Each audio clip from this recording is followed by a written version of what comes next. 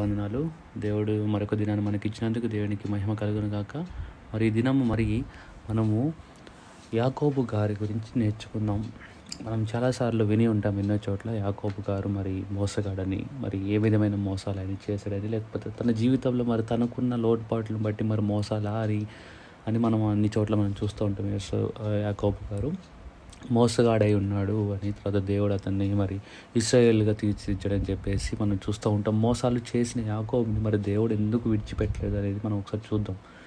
ఈ దేవుడికి కొన్ని విషయాలు నేను బైబిల్ చదువుతున్నప్పుడు యాకోబు గారిలో కూడా మరి మంచి ఉన్నాయి, చాలా ఉన్నాయి, కొన్ని కాదు, చాలా మంచి ఉంది యాకోబు గారిలో. మోసగాడు అనే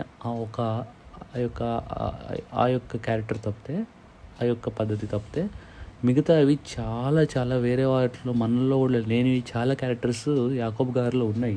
అవి ఈరోజు దేవుడు మరి మీతో మాట్లాడాలని, అలాగే దేవుడు ఇలాంటి వారి కోసం ఎదుగుతున్నాడు. పర్ఫెక్ట్ ఉన్నవారు కాదు దేవుడికి కావాల్సింది. దేవుడు ఎదుగుతుంది ఎవరిని? చాలా మంచి క్వాలిటీస్ ఉంది, కొన్నిట్లో ఇన్పర్ఫెక్ట్గా ఉన్నవారిని.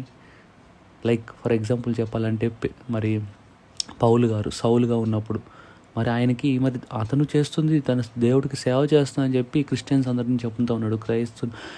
క్రీస్తుని ఫాలో అయ్యే వాళ్ళందరినీ చంపుతూ ఉన్నాడు.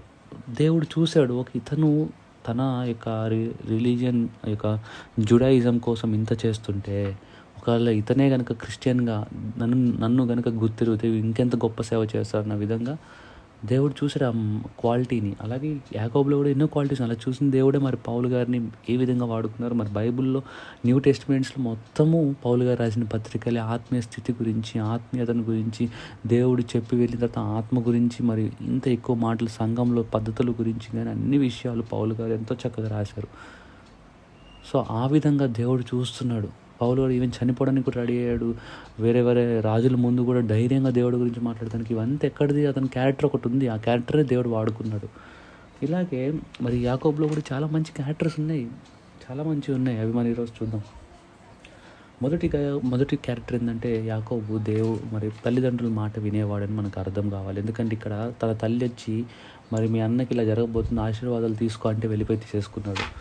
రెండోదిగా మరి ఇప్పుడు ఆశీర్వాదాలు పోయిన తర్వాత మళ్ళీ తన తండ్రి పిలిచి, నువ్వు ఇక్కడున్న స్త్రీని ఎవరిని పెళ్లి చేసుకోకూడదు, నువ్వు నా బంధువుల దగ్గరికి వెళ్ళి అక్కడున్న స్త్రీని పెళ్లి చేసుకో, మీ అమ్మ మరి మీ మామయ్య కూతురిని పెళ్లి చేసుకో అన్నప్పుడు మరి అతను వెళ్ళిపోయి పెళ్లి చేసుకుంటాడు రాహేల్ని పెళ్లి చేసుకుంటాడు. అంటే పేరెంట్స్ చెప్పే మాటలు వినేవాడే ఉన్నాడు. మరి తన అన్న అయిన ఏసావు ఏం చేశాడు? పేరెంట్స్ మాట వినకుండా ఎవరో వేరే అన్యజాతి స్త్రీని పెళ్లి చేసుకున్నాడు. పెళ్లి చేసుకోవడం వల్ల ఆశీర్వాదాలు కూడా కోల్పోయాడు. తల్లిదండ్రుల యొక్క శాపము, కోపము ఆయన మీదకి వచ్చింది. అందుకే మనం చూస్తాము కొత్త నిబంధనలో ఈ తండ్రిని సన్మానింపము అని ఉంటుంది. అలాగే దాన్ని బట్టి నీ ఆయుష్ కాలము పొడిగింపబడుతుంది. అంటే ఆజ్ఞతో కూడిన బ్లెస్సింగ్స్తో కూడిన ఆజ్ఞ అనేది అక్కడ మనం చూస్తాం. సో ఆ విధంగా తల్లిదండ్రులని రెస్పెక్ట్ చేసే వ్యక్తిగా యాకోబు గారు ఉన్నారు.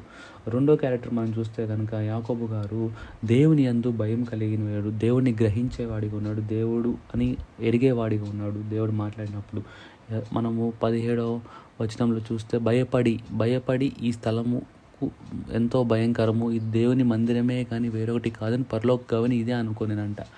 అది దేవుడు తనకు స్వప్నం ముందు మరి ఆ నిత్యం రావడము, దేవదూతల పైకి మరి కింద నుంచి పైనుంచి కింద తిరగడం చూసి అతను మిక్కిలి భయపడ్డాడంట. అంటే దేవుడిని గ్రహించాడు, అలాగే దేవుని పట్ల భయం కలిగి అందును ప్రవర్తించడం అనేది మొదలేశాడు.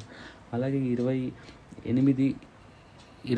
వచనంలో అదే అధ్యాయంలో ఇవ్వడం, మరియు స్తంభంగా నిలిపిన ఈ రాయిని నేను దేవుని మందిరంగాను, అంటే ఇక్కడ ఉన్న రాయిని ఏదంటే దీన్ని నేను మందిరంగా కడతాను, రేపు తిరిగి వచ్చిన తర్వాత దేవుడు నన్ను క్షేమంగా కనుక మళ్ళీ ఇక్కడ తీసుకొస్తే నేను ఒక మందిరం కంటే దేవుని యొక్క పని చేయడానికి ఆయన ఆశ కలిగి ఉన్నాడు. అలాగే ఇంకో చివరిలో నాకు ఇచ్చిన యావత్తులో, అంటే కేవలం నాకు వచ్చే డబ్బుల్లోనే రాబడిలోనే కాదుగా, నాకు ఆల్రెడీ ఉన్న ఆస్తి మొత్తంలో కూడా 10వ వంతు నిత్యంగా నేను చెల్లిస్తానని మొక్కు చేసుకున్నానంట. అంటే దేవుడికి మరి ఆ యొక్క 10% తైత్ అనేది ఇవ్వడానికి, దశమ భాగం అనేది ఇవ్వడానికి కూడా వెనక తీయనివాడు. కేవలము తనకు వస్తున్న రాబడే కాదు, తనకున్న ఆస్తి మొత్తంలో అది ఏదన్నా కానీ, ఫుడ్ అవ్వచ్చు, యానిమల్స్ అవ్వచ్చు, ఏదన్నా కానీ అన్నిట్లో నుంచి నేను ఒక 10% దేవునికి ఇస్తానని చెప్పేసి మొక్కుబడి చేసుకున్నాడు. అంటే దేవుని యొక్క కార్యాలు ఏంటో కూడా, అంటే దేవుని యొక్క పద్ధతులు ఏంటో కూడా ఎరిగిన వాడే ఉన్నాడు యాకోబు. సో అదొకటి యాకోబులో ఉన్న మంచి క్వాలిటీ. ఇంకొకటి మనం 29 అధ్యాయము 10వ వచనం చూస్తే, యాకోబు తన తల్లి సహోదరుని లాబాను కుమార్తెకు రాహేలు తన తల్లి సహోదరుడు లాబాను గొర్రెలను చూచినప్పుడు అతడు దగ్గరికి వెళ్ళి బావి మీద నుండి రాతిని పొర్లించి తన తల్లి సహోదరుడు లాబాను గొర్రెలను నీళ్లు పెట్టాను. యాకోబు రాహేలును ముద్దు పెట్టుకొని ఎలుగెత్తి ఏడ్చినంట. దీన్ని బట్టి ఏమర్థం అవుతుంది? అతను అసలు ఆమెను కౌగిలించుకొని, అది రొమాంటిక్ కిస్ కాదు అది. అతను తన వారిని, తన రిలేటివ్స్ని చూసిన ఆనందంలో అన్నీ, మరి దాదాపు మనం ఆల్రెడీ నేర్చుకున్నాం. వాళ్ళ ప్రయాణం ఎంత రోజులు, 3 వీక్స్ 4 వీక్స్ పట్టే ప్రయాణము. మరి యాకోబు గారు మరి ఏ విధంగా బయలుదేరి తెలియదు, కానీ 3 వీక్స్ 2 వీక్స్ ప్లస్ పట్టే ప్రయాణం అనమాట. 2 వీక్స్ ప్లస్ పట్టే ప్రయాణంలో మరి వీరు, అంటే యాకోబు మరి ఎంత బాధపడి ఉంటాడు తల్లిదండ్రులను విడిచిపెట్టి. అంటే చిన్నప్పటి నుంచి అతను తల్లిదండ్రులతో కలిసిన వాడే, బయటికి వేటకు కూడా వెళ్ళేవాడు కాదు ఏషావులాగా. అంటే అంత మృదువైన స్వభావం కల వ్యక్తి మరొక్కడే బయలుదేరి రావడం, అక్కడికి వచ్చిన తర్వాత ఎంత భయపడిపోయి మరి మన మంచి హృదయంతో తనని ముద్దు పెట్టుకున్నాడు. అర్థమైందా మీకు? అంటే తన యొక్క హృదయంలో ఏ చెడు ఆలోచన అనేది లేదు. ప్యూర్ హార్ట్ ఉంది కాబట్టి అతన్ని తెలియని ఆ స్త్రీని నా బంధువురాలే కాబట్టి అని చెప్పి ముద్దు పెట్టుకున్నాడే, కానీ ఏదో రొమాంటిక్ కిస్ కాదు అది. అలాగే 31వ అధ్యాయము 38వ వచనం చూస్తే మనం 31 చూద్దాం. యాకోబు, నీవు బలవంతముగా నా ఎదురు నుండి నీ కుమార్తెలను తీసుకుందామో అనుకుని భయపడుతున్నట్ట. యాకోబు ఏం చేస్తాడంటే వాళ్ళ మామ దగ్గర నుంచి పనిచేసి వాళ్ళ మామ దగ్గర తిరిగి వస్తా భయపడిపోతాడు అనమాట. అంటే లైక్ మా మామ నేను తిరిగి వెళ్ళిపోతున్నానని తెలిస్తే కనుక మా మామ వల్ల నా భార్యల్ని నా దగ్గర నుంచి తీసేసుకుంటాడు. అంటే అంత వీక్ పర్సన్ అనమాట. యాకోబుకు తెలుసు తను పోరాడలేడని తెలుసు, యాకోబుకు తను కొట్లాడలేడని తెలుసు, తను మృదువైన స్వభావం కలవాడని తెలుసు. అంటే యాకోబుకి అలాంటి కోవర్డెస్, పిరికితనం కూడా ఉంది చెప్పాలంటే. పిరికితనము అతనికి తెలుసు. అతను ఆ ఫైటింగ్ చేయాలన్న మనసు కలిగిన వాడు కాదు. అలాగే ఎందుకంటే అతను యాకోబు 41వ వచనం చూస్తే, 41 చదవండి. ఇది వరకు నీ ఇంట్లో 20 ఏండ్లు ఉంటిని, నీ 2 కుమార్తెల నిమిత్తం 14 ఏండ్లు, నీ మంద నిమిత్తం 6 ఏండ్లు నీ కొలువ చేస్తున్నానని నీవు నా జీతం 10 మార్లు మార్చితేవి అంటున్నాడు. ఎవరితో? వాళ్ళ మామతో అంటున్నాడు. నేను ఇంత కష్టపడి పనిచేసినప్పటికీ 20 సంవత్సరాలు నేను పనిచేశాను. 20 సంవత్సరాల్లో నువ్వు 10 సార్లు నా జీతం మారుస్తూ ఉన్నావు. ఎప్పుడైతే నాకు మంచిగా ఆశీర్వాదం వస్తుందో, నాకు జీతం ఎక్కువ వస్తుంది అన్నప్పుడు వేరే విధంగా ఎట్లాగట్లా నాకు జీతం తగ్గించే టైం చేసావు. అలా నువ్వు 10 సార్లు చేసావు. అంటే ఇక్కడ ఇన్నిసార్లు చేసినా నీ యాకోబు ఇంకా మరి అతని కింద పనిచేస్తుంటే అర్థమైందంటే యాకోబులో క్షమించే గుణం ఉందని మనం అర్థం చేసుకోవాలి. అర్థమైందా?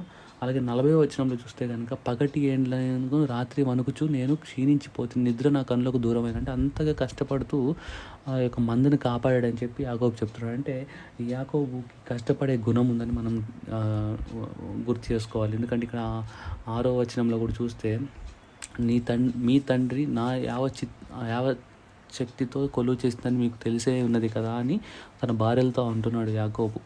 నీ తండ్రి కోసం నేను నా శక్తి మొత్తం పెట్టి అంటే యాకోబుకి హార్డ్ వర్కింగ్ అనే గుణం కూడా ఉంది, కష్టపడే స్వభావము ఉంది యాకోబుకి. అలాగే 38వ వచనం చూస్తే కనుక, 38వ వచనం చూస్తే కనుక, ఈ 20 ఏళ్ళు నేను నీ యొద్ద నుండి నీ గొర్రెలను మేకలని ఈచుకొని పోలేదు, నీ మంద పొట్టేళ్లను నేను తినలేదు. అంటే ఉన్న యానిమల్స్ అవన్నీ ఏవైతే ఉన్నాయో తను పోషిస్తున్నాడో వీటిలో ఏదో ఒకదాన్ని తినేయొచ్చాను. అతను వండుకొని తినేసి ఏదో యానిమల్ వచ్చి తినేసిందని ఏదో అది అబద్ధాలు చెప్పొచ్చు. అంటే అబద్ధాలు కూడా ఆడాడు యాకోబు. అంటే అంతగా మరి నిజాయితీగా ఉన్నాడనమాట తన యొక్క పని విషయంలో. సో యాకోబులో నిజాయితీ అనే మంచి గుణం కూడా ఉంది. మరి మనలో ఉందా చూసుకుందాం. అలాగే మరి తన 29-20 వచనంలో చూస్తే, తన భార్య అయిన రాహేల్ను ప్రేమించి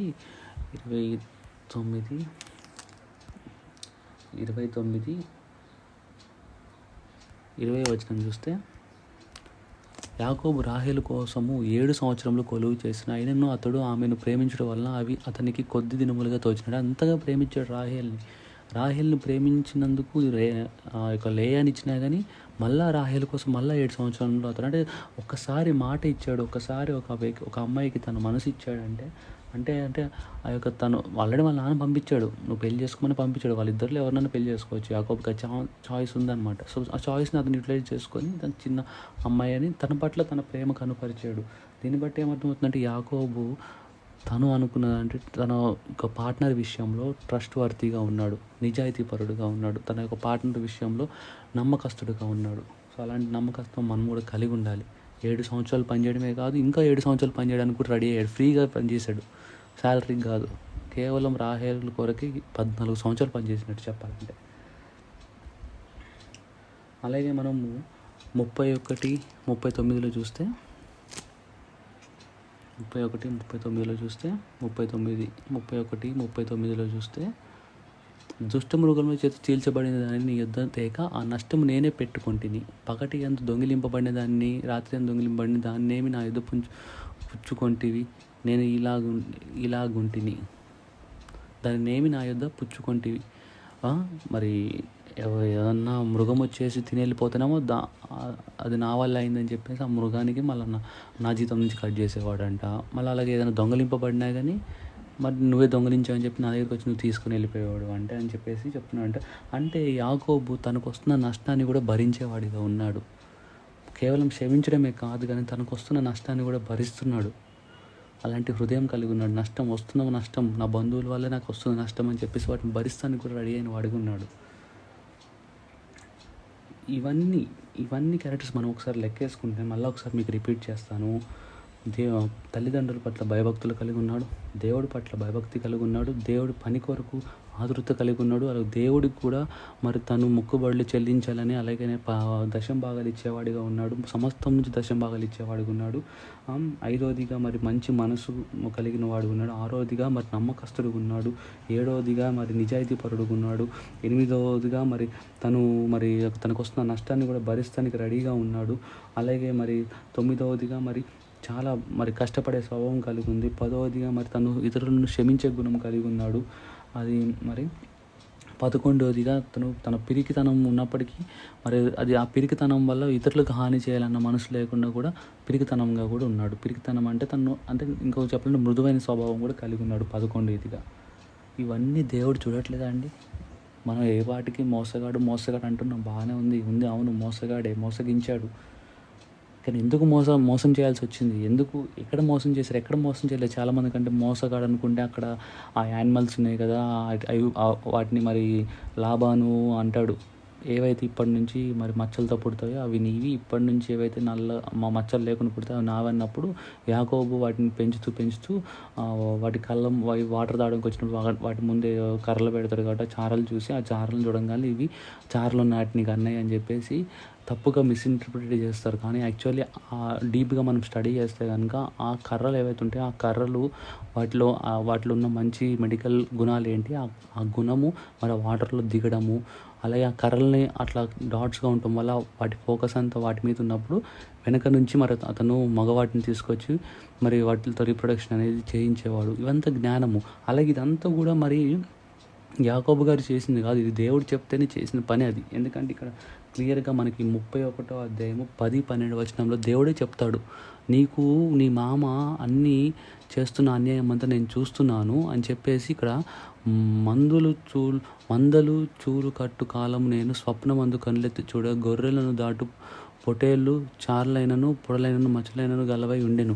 మరియు ఆ స్వప్నమందు దేవుడు దూత యాకోబు అని నన్ను పిలువగా చిత్తము ప్రభు అని చెప్తే అప్పుడు ఆయన, నీ కనులెత్తి చూడుము, గొర్రెలను దాటుచున్న పొటేళ్ళన్నీ చారులైనను పొడలైనను మచ్చలైనను గలవి, ఏలైనగా లాభాలు నీకు చేయుచున్నది యావత్తు చూచింది. అంటే దేవుడు కూడా మిరకిల్ జరిగించవచ్చు. ఒక పక్కేమో అతను పెట్టిన యొక్క కర్రలు ఏమేమో మంచి ఆహారము, మంచి బలమైన ఆహారం. రెండవది అక్కడ రీప్రొడక్షన్ జరగడానికి అతను వాడి డైవర్షన్ కన్వర్ట్ చేయడం కోసం ఫీమేల్స్ వాటి కళ్ళ ముందు వీటిని పెట్టాడు. అలాగే మూడవదిగా ఇక్కడ చూస్తే దేవుడే తను మరి సూపర్ న్యాచురల్ మిరకిల్ కూడా జరిగించి సార్లు వచ్చేటట్టు చేశాడు. సో కాబట్టి ఈ మోసగాడు అని చెప్పేసి మనము నింద వేయాల్సిన అవసరం లేదు. మోసగాడు ఖచ్చితంగా చేశాడు మోసం, కానీ చేయాల్సి వచ్చింది ఎందుకు? తన మామ మోసం చేసినప్పుడు దేవుడు యాకోబు గారికి ఇచ్చిన జ్ఞానం అది. ఆ జ్ఞానం చొప్పున ఆయన చేశాడు. కానీ ఇంకా అలా ఒకవేళ యాకోబు గారు మోసగాడే నిజంగా ఫుల్గా మోసం చేసేవాడుగా, అదే లక్షణం కలిగిన వాడుగా ఉన్నట్లయితే కనుక అతను మరి ఆ 20 సంవత్సరాలు ఇంకెంత ఆశ సంపాదించుకోవాల్సింది.